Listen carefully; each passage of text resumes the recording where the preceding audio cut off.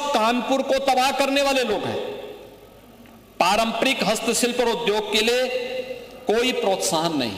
पांडे जी, आप तो इतने बुजुर्ग हैं, इतने वरिष्ठ हैं, और आपने देखा होगा उत्तर प्रदेश सूक्ष्म लघु मध्यम उद्यम का एक क्लस्टर रहा है, हर जनपद में रहा है, हर जनपद में रहा है, बहुत समृद्ध रहा है यूपी इस देश से। लेकिन ये हतोत्साहित होकर के एकदम मरणासन हो गया था। और 8 वर्ष में जो हुआ है, 8 वर्ष में 1947 से 2017 तक कुल 14,169 कारखाने प्रदेश के अंदर रजिस्टर्ड थे, 14,169। और आज पिछले 8 वर्ष में 27,295 कारखाने उत्तर प्रदेश के अंदर रजिस्टर्ड हैं। क्या ये निवेश नहीं हुआ है? हमने 45 लाख करोड़ रुपए के निवेश को आमंत्रित किया। हमारे एमओयू हुए हैं जिनमें 15 लाख को हमने ग्राउंड ब्रेकिंग भी कराया है, जमीनी धरातल पर उतारा है। इसके माध्यम से 60 लाख युवाओं को प्रदेश के अंदर ही रोजगार भी मिला है। और हमारे लगभग 3 से 5 लाख करोड़ रुपए के निवेश के प्रस्ताव पाइपलाइन में हैं, जिन पर अभी हम काम कर रहे हैं। इसके लिए 33 सेक्टोरियल पॉलिसीज बनाई गई। 1 डिस्ट्रिक्ट 1 प्रोडक्ट के माध्यम से उत्तर प्रदेश की परंपरागत उद्यम को प्रोत्साहित किया गया, उसको टेक्नोलॉजी के साथ जोड़ा गया, उसको डिजाइन के साथ जोड़ा गया, उसको पैकेजिंग के साथ जोड़ा गया, मार्केट लिंक किया गया, एक्सपोर्ट के साथ जोड़ा गया। और आज परिणाम है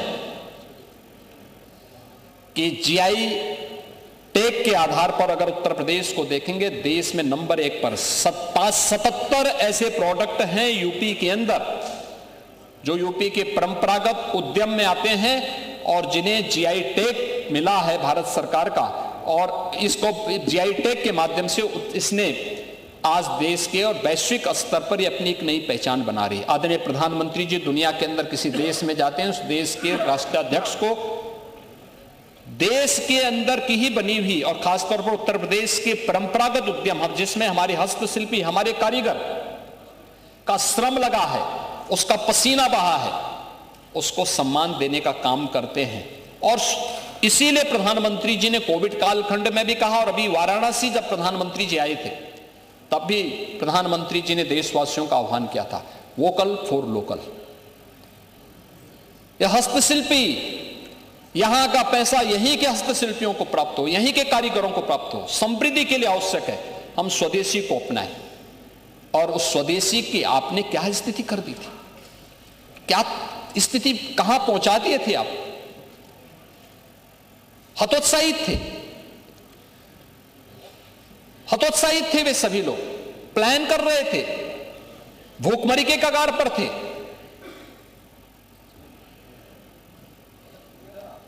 वे सभी उद्योग बंदी के कगार पर हो चुके थे। और कौन लोग थे उसमें? वे सभी अति पिछड़ी जाति से जुड़े हुए लोग थे, वंचित थे, गरीब थे, अल्पसंख्यक थे। आप कुछ नहीं कर पाए। 4-4 बार सरकारें थी आपकी। 1947 से लेकर के लंबे समय तक कांग्रेस ने शासन किया। उन उद्यमियों के लिए, उन हस्तशिल्पियों के लिए, उन कारीगरों के लिए क्या किया? कुछ भी तो नहीं किया।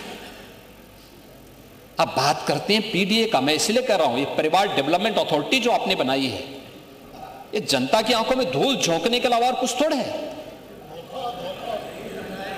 पीएम विश्वकर्मा योजना के माध्यम से और मुख्यमंत्री विश्वकर्मा श्रम सम्मान के माध्यम से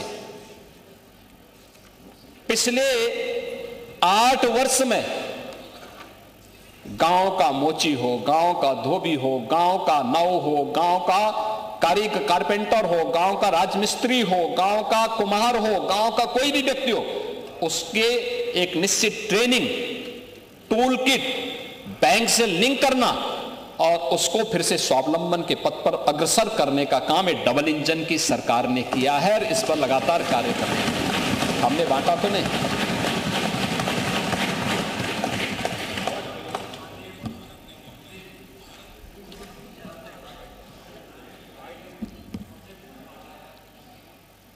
कारपेंटर को, लोहार को और सारी जातियों को उस समय बांटा गया था। ऐसा नहीं है, लेकिन आपने उसको बड़े पैमाने पर किया होगा, हम लोग तो देखे नहीं।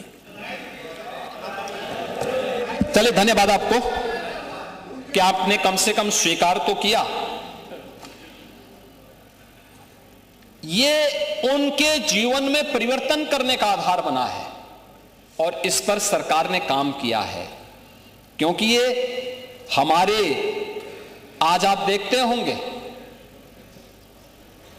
पहले पर्व और त्योहार आते थे और पर्व और त्योहारों में चीन का सामान यहां के बाजार में भर जाता था, और आज उत्तर प्रदेश के बाजार में अगर आप देखेंगे कोई पर्व और त्योहार आता है, कोई भी पर्व और त्योहार हो, और दीपावली हो, होली हो, रक्षाबंधन हो, ईद हो, क्रिसमस हो, गुरु पर्व हो, कोई भी पर्व और त्योहार आता है, उन पर्व और त्योहारों पर आज उत्तर प्रदेश के हस्तशिल्पी कारीगरों और उत्तर प्रदेश के उद्यमियों ने जो प्रोडक्ट तैयार किया है, इस प्रोडक्ट को पूरे मार्केट में ये भरा रहता है। उत्तर प्रदेश के मार्केट में भी डिमांड होती है, यही लोग खरीदते हैं, यही उपहार के रूप में देते हैं। मेरे पास तो कोई भी राष्ट्राध्यक्ष या कोई भी किसी मिशन से जुड़ा हुआ एम्बेसडर आता है तो मैं तो उपहार के रूप में अतिथि को अपनी ओडीओपी के प्रोडक्ट को ही देता हूं, और उन्हें देता हूं क्योंकि ये पैसा जाएगा उन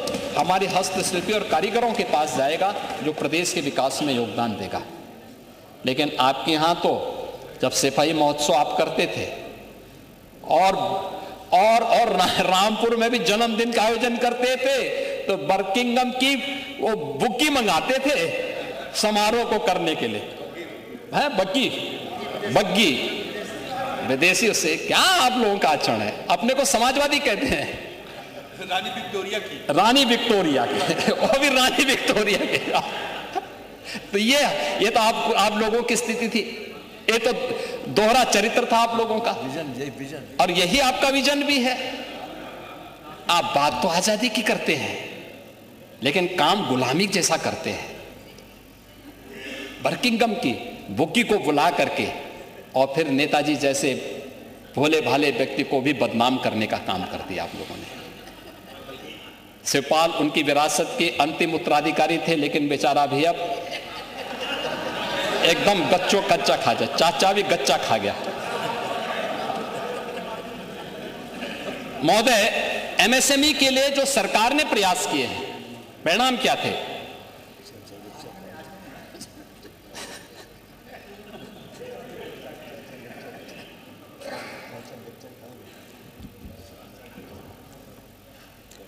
औद्योगिक ऋण, देखिए सीडीओ रेशियो सबसे पहले मैं आपको बताना चाहता हूं। औद्योगिक ऋण जो पहले हमने वितरित किया 2017 में 3,54,000 करोड़ रुपए इन सभी क्लस्टर्स से जुड़े हुए लोगों को उपलब्ध करवाए गए, और 24-25 में यह बढ़कर के 9,24,000 करोड़ हुआ है। 9,24,000 करोड़।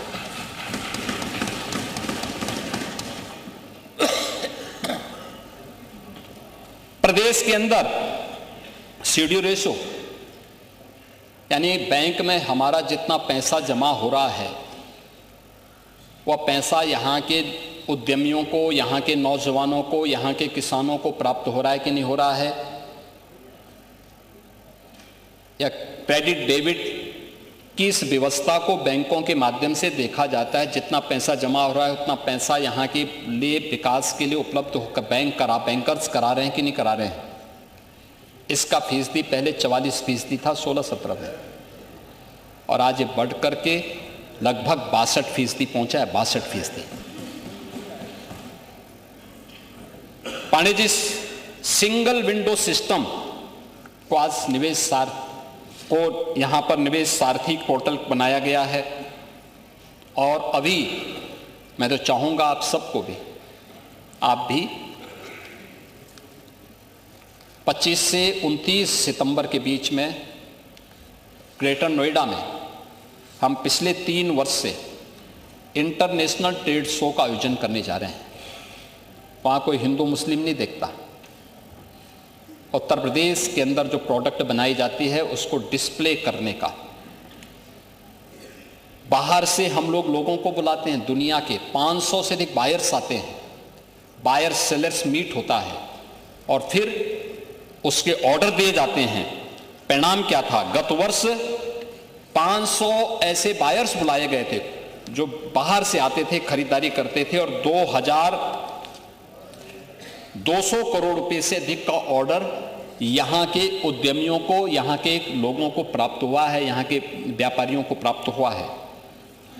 एफडीआई, फॉर्चून ग्लोबल 500 और फॉर्चून इंडिया 500 कंपनियों के लिए भी हम लोगों ने एक पॉलिसी बनाई है। और एफडीआई के मामले में अगर आप देखेंगे सन 2000 से 2017 तक केवल 3,303 करोड़ रुपए का ही एफडीआई यूपी के अंदर आया था और 17 से अब तक 16,316 करोड़ रुपए का एफडीआई यहां पर उत्तर प्रदेश को प्राप्त हुआ है। आप ऊर्जा की बात कर रहे थे, ऊर्जा 2047 यानी 1947 से 2017 तक सीमित क्षमता थी और अनियमित विद्युत आपूर्ति थी। ऊर्जा क्षेत्र में निजी इकाइयों को मिलाते हुए कुल उत्पादन हमारे यहाँ 12,000 मेगावाट थी यूपी के अंदर। इसमें एनटीपीसी भी था, यहाँ के पावर प्लांट भी थे और अन्य निजी क्षेत्र भी थे। उद्योग हो या खेती, घरेलू उपयोग सभी के लिए यह क्षमता अपर्याप्त थी। ग्रामीण क्षेत्रों में बिजली आपूर्ति अक्सर यानी रहती ही नहीं थी, जिसके कारण सिंचाई, पढ़ाई और छोटे उद्योग ये सब बंदी के कगार पर जा चुके थे। और 2017 से 2025 के बीच आपने कहा कि हमारे यूपी में कितनी उत्पादकता बढ़ी है अतिरिक्त।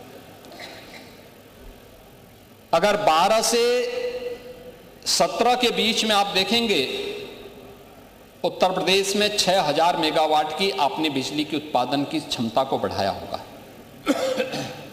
लेकिन 17 से लेकर के अब तक हम लोग 8,000 मेगावाट की अतिरिक्त वृद्धि किए हैं यूपी में पावर जनरेशन की। आप यूपी में इसी से आप अंदाजा लगा सकते हैं 2016-17 तक जो पीक जाता था पावर का वह 16,000 मेगावाट तक पहुंचता था।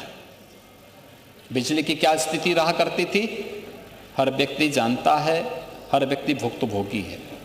और आज यही पावर की पीक आवर में जो डिमांड होती है वो 33,000 मेगावाट की होती है। 33,000 यानी आपसे दुगने से अधिक, और तब भी पावर कॉर्पोरेशन इसकी सप्लाई कर रहा है। प्रदेश के अंदर इस दौरान 1,21,000 मजरों में अतिरिक्त विद्युतीकरण का काम भी किया गया। और मैं इस बात को विद्युत मंत्री से कहूंगा कि वो एक बार दिखाएं आपके यहाँ की आप जिस बिजली की योजना के बारे में बात कर रहे हैं वहां पर आखिर कहां वो पैसा गया, क्यों नहीं हो पाए। होगा, आप चिंता मत करिए। लेकिन ये भी हम बताना चाहेंगे कि सारे कार्य हुए हैं। 1,21,000 और 1,86,00,000 परिवारों को फ्री में बिजली के कनेक्शन भी उपलब्ध करवाए गए। 8 वर्षों में 765 केवीए के 3,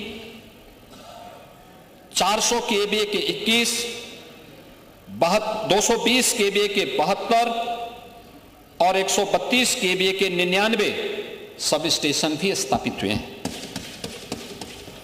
और प्रदेश में विद्युतीकरण को भी एक समान रूप से जिला मुख्यालय पे 24 घंटे, तहसील मुख्यालयों में 20 से 22 घंटे और ग्रामीण क्षेत्र में 18 से 20 घंटे की आपूर्ति देने की व्यवस्था की है। और आज मैं कह सकता हूं कि यूपी अपने अन्नदाता किसानों को सर्वाधिक बिजली देने वाले राज्यों में है। सबसे अधिक बिजली उत्तर प्रदेश उपलब्ध करवाता है। इससे न केवल अन्नदाता किसानों की लागत कम हुई है, उत्पादकता बढ़ी है, बल्कि हमारे सूक्ष्म लघु मध्यम उद्यम से जुड़े हुए, एमएसएमई से जुड़े हुए जो व्यवसायी थे उनके लिए और गांव के प्रत्येक व्यक्ति के जीवन स्तर में भी इसके माध्यम से सुधार हमें देखने को मिला। महोदय, इसी का परिणाम है। आज आप शिक्षा की बात कर रहे थे, आपने कहा कि 29,000 विद्यालय बंद कर दिए। मुझे लगता है कि आप जैसे वरिष्ठ सदस्य को इस प्रकार के शब्द नहीं कहने चाहिए थे जो तथ्यों पर आधारित न हो। पाणी जी, आपको सूचना लेनी चाहिए। आप देखिए, आप विधानसभा, आप यहाँ मंत्री भी रहे हैं, आप स्पीकर भी रहे हैं। आप संबंधित मंत्री को बुलवा करके उनसे बोल करके बात भी कर सकते थे, और बेसिक शिक्षा मंत्री ने यहाँ पे सदन में भी इस बात को कहा। देखिए, मैं आज इसके माध्यम से बहुत स्पष्टता के साथ कहना चाहूँगा कि प्रदेश के अंदर कुल 1,56,000 बेसिक शिक्षा परिषद और अन्य उससे संबद्ध विद्यालय हैं। 2017 के पहले की स्थिति क्या थी?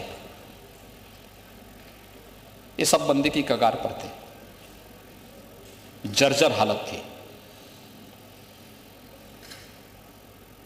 शिक्षक छात्र का कोई रेशो नहीं था, अत्यंत खराब स्थिति में थी। ड्रॉप आउट रेट देश के अंदर सर्वाधिक राज्यों में यूपी की थी। हम लोगों ने सबसे पहले जुलाई 2017 में स्कूल चलो अभियान प्रारंभ किया था। स्कूल चलो अभियान, और तब मैंने इस सदन में कहा था, उस समय आप नहीं आ पाए थे, इस सदन में नहीं थे उस समय, और तब मैंने इस सदन का आह्वान किया था कि हर माननीय सदस्य, प्रदेश का हर प्रशासनिक अधिकारी, प्रदेश के हर उद्यमी उन विद्यालयों से जुड़े हुए या उस गांव से जुड़े हुए पुरातन छात्र एक एक विद्यालय गोद ले, और ऑपरेशन कायाकल्प की घोषणा की थी। और मुझे बताते हुए प्रसन्नता है कि 1,36,000 विद्यालयों को ऑपरेशन कायाकल्प के माध्यम से हमने संतृप्त करने का काम किया। आज जो विद्यालय देखने लायक हैं उनमें फर्श है, बालक और बालिकाओं के लिए टॉयलेट है, पेयजल की व्यवस्था है, बिजली या सोलर पैनल लगाए गए हैं, डिजिटल लाइब्रेरी है, स्मार्ट क्लास है, और उन बच्चों के लिए बैठने की भी व्यवस्था की गई है। खेल के मैदान भी बनाए, कुछ जगहों खेल के मैदान भी बनाए गए हैं। ये बेसिक शिक्षा की पहली व्यवस्था। फिर उन बच्चों के लिए यूनिफॉर्म की व्यवस्था, हर बच्चे के लिए 2 uniform, bag, books, shoes, socks यानी जूता, मोजा, स्वेटर, यह भी सरकार ने उपलब्ध करवाया। हम लोग जब बनाते थे इन सभी में कुल 1,000 रुपया खर्च होता था। छोटे बच्चे थे और हम 1,200 रुपये डीबीटी के माध्यम से उन परिवारों को आज उपलब्ध करवा रहे हैं, डीबीटी के माध्यम से। क्या ये हमारा दायित्व नहीं बनता है कि हम अपने अपने विधानसभा क्षेत्रों में हम भी बैठक लेकर के अभिभावकों को भी और उन शिक्षकों को भी इसके लिए तैयार करें? आपने देखा होगा, मैं एक दिन एक चैनल को देख रहा था और बहुत अच्छी रिपोर्टिंग चल रही थी शिक्षा की, उसको लेकर के वो दिखा रहे थे। जब स्कूल पेयरिंग की बात, स्कूल मर्जर की बात आ रही थी, उस समय उन्होंने दिखाया एक विद्यालय जो जर्जर स्थिति में है, छात्र नहीं है, और एक विद्यालय ऑपरेशन कायाकल्प के माध्यम से सरकार के आह्वान पर गांव के ही लोगों ने पर्याप्त मात्रा में classroom, digital library, smart classroom, furniture और क्लासरूम भी एसी बनाए गए हैं बेसिक शिक्षा परिषद में। सुल्तानपुर का ही वो विद्यालय है, सुल्तानपुर, जनपद सुल्तानपुर का भी है और वाराणसी के भी हैं, गोरखपुर के भी हैं, अन्य तमाम जनपदों में बनाए गए हैं। इसी प्रदेशवासियों ने बनाए हैं, जनप्रतिनिधियों ने रुचि लेकर के भी बनाए हैं। 17 के पहले तो ऐसा नहीं था, 17 के बाद हुआ है। और मैं स्पष्ट कर देना चाहता हूं, प्रदेश सरकार किसी भी विद्यालय को बंद नहीं करने जा रही है, किसी भी विद्यालय को बंद नहीं करेंगे। प्रदेश सरकार ने तय किया है कि इंटीग्रेटेड कैंपस बनने चाहिए बच्चों के लिए, जहां पे वह प्री प्राइमरी से लेकर के और सीनियर सेकेंडरी लेवल तक के स्कूल की शिक्षा प्राप्त कर सकें। उसी के मॉडल दिए गए हैं अटल आवासीय विद्यालय।